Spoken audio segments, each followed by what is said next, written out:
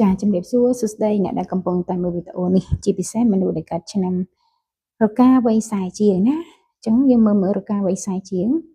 យើងមើលស្ថានភាពរបស់គាត់យ៉ាងណាដែរនៅពេលបច្ចុប្បន្ននេះចាឃើញថា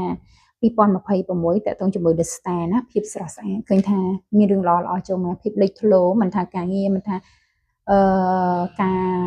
ពាក់ព័ន្ធជាមួយនឹង business អីឃើញមានថាមានអារម្មណ៍ថាមើលទៅវាស្រស់ស្រាយច្រើនមែនតើចាចឹងយើងមើលនៅក្នុងខែមួយមើលពាក់ព័ន្ធនឹងអីណោះចាខែមួយពាក់ព័ន្ធជាមួយនឹងការបង្វិលលុយណាប្រការខ្សែជាងពាក់ព័ន្ធជាមួយនឹងការបង្វិលលុយឃើញថារឿងអ្វីដែលជាបារម្ភរឿងលុយកាក់គឺយើងអាចដោះស្រាយបានណាចានៅក្នុងខែ2ពាក់ព័ន្ធជាមួយនឹងការងារពាក់ព័ន្ធជាមួយនឹងមនុស្សស្រីណាសម្រាប់អ្នកដែលជាមនុស្សស្រីក៏អាចនឹងមានឱកាសឡើងតួនាទីការងារដែរចានៅក្នុងខែ3ចាពាក់ព័ន្ធជាមួយនឹងសុខភាពខ្លាំង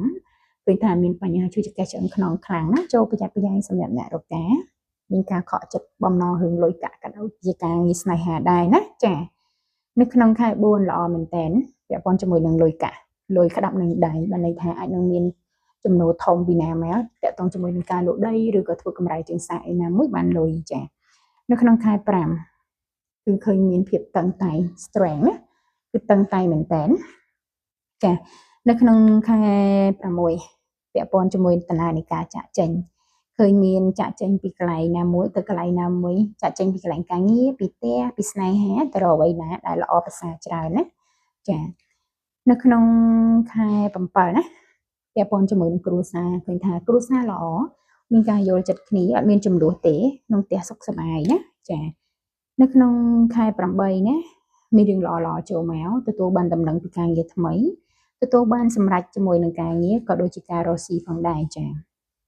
នៅក្នុងខែ9ចាពាក់ព័ន្ធជាមួយនឹងម្ដាយទៀតហើយគិតអីក៏បានសម្រេចធ្វើអីក៏បានសម្រេចណាមានរឿងល្អចូលមកច្រើនចានៅក្នុងខែ10ពាក់ព័ន្ធជាមួយនឹងមនុស្សប្រុសជាអ្នកធ្វើការចាក្នុងខែ11ពាក់ព័ន្ធជាមួយនឹងមនុស្សប្រុសទៀតហើយណាឃើញថាអាចនឹងមានចំនួនជាមួយនឹងមនុស្សប្រុសឬក៏អាចនឹងមនុស្សប្រុសនាំលៀបមកឲ្យដែរនៅក្នុងស្ថានភាពប៉ុណ្ណឹងណាចាអញ្ចឹងយើងមើលនៅក្នុងខែ12ណាអ្វីដែលគិតអ្វីដែលចង់បានអត់ទាន់បានសម្រេចទេបានន័យថាគ្រាន់តែគិតចោលចិត្តចោលណាអត់ទាន់មានអីចេញជាផ្លែផ្កាជាដុំកពួននៅឡើយទេណាសម្រាប់អ្នកឆ្នាំរកាវ័យ40ជាងនៅក្នុង2026អញ្ចឹងខែដែលប្រយ័ត្នខ្ញុំឲ្យប្រយ័ត្ននៅក្នុងខែ3ចាខែ3ខែ5ចាឃើញថាប្រយ័ត្នតែ2ខែហ្នឹងឯងខែប៉ុណ្ណឹងគឺឃើញថាល្អច្រើនណាចឹងអរគុណច្រើនសម្រាប់ប្រការវ័យ40ជាងគុំពោលសំណើដល់ជួបគ្នាវីដេអូក្រោយទៀតបាយបាយជំរាបលា